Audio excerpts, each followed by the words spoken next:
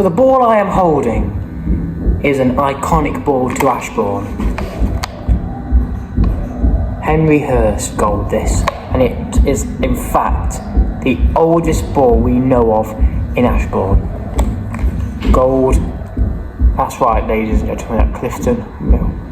Now, God believe you me, you don't see that many of those anymore in the Roll of Honour. But what a ball this is painted. How beautiful.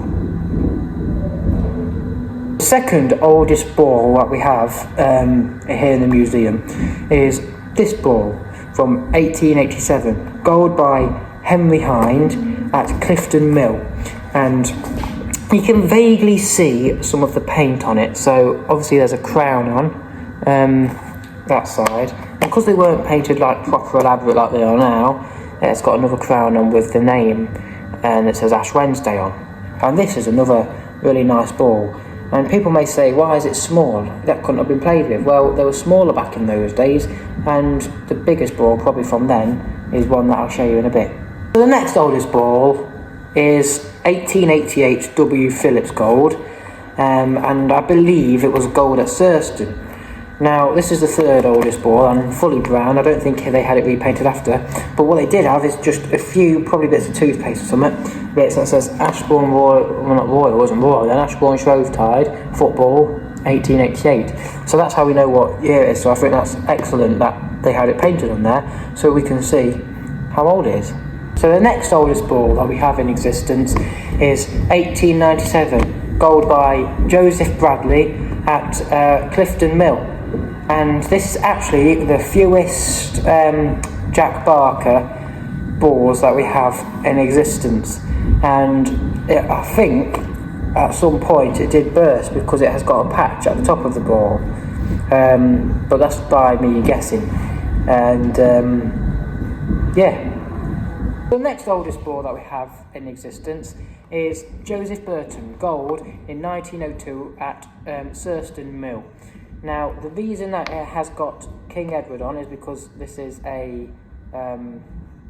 coronation ball, and of course, because Joseph played for Ashbourne Football Club, he has the blue and white strip on the front. Now, one thing I do like about this ball is it's got Joseph on the front of the ball, and I like that because you can see who gold the ball.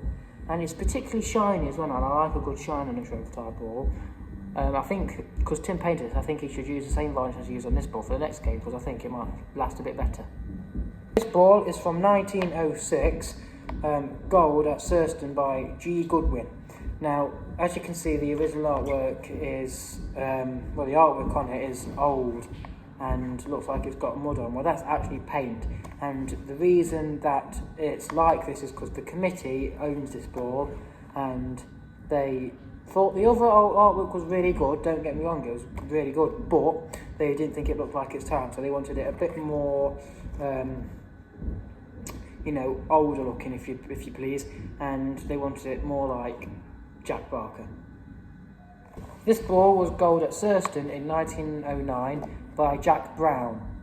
Now, the sad part is, when he was fighting in World War One, he got killed in 1916. So, unfortunately, he didn't get to see his ball when he got back. But it did go on to his family, and I believe it's with his family now.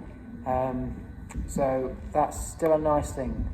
This is one of my favourites, turned up by Steve Bloomer, goal by Baden Fortner at Clifton in 1920. Now, obviously, the ball you've just seen as Joseph Burton's is elaborate, and it has Joseph on and it has the king on and all that.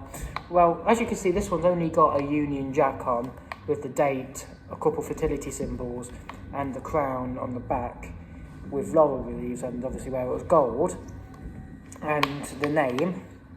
Now, the reason being is because the balls were only simple up until Stuart Avery took over painting the ball, and then they became more elaborate. And I will be honest, I don't mind the balls when it's elaborate or simple.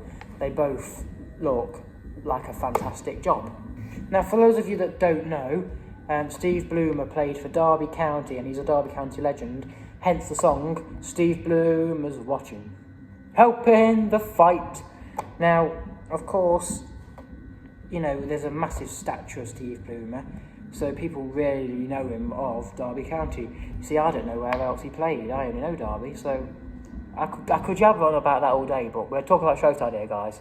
The next one is from 1926, and who goaled it? Bill Brown. Where? Surston. And this is the original artwork by Jack Barker, so it's another original.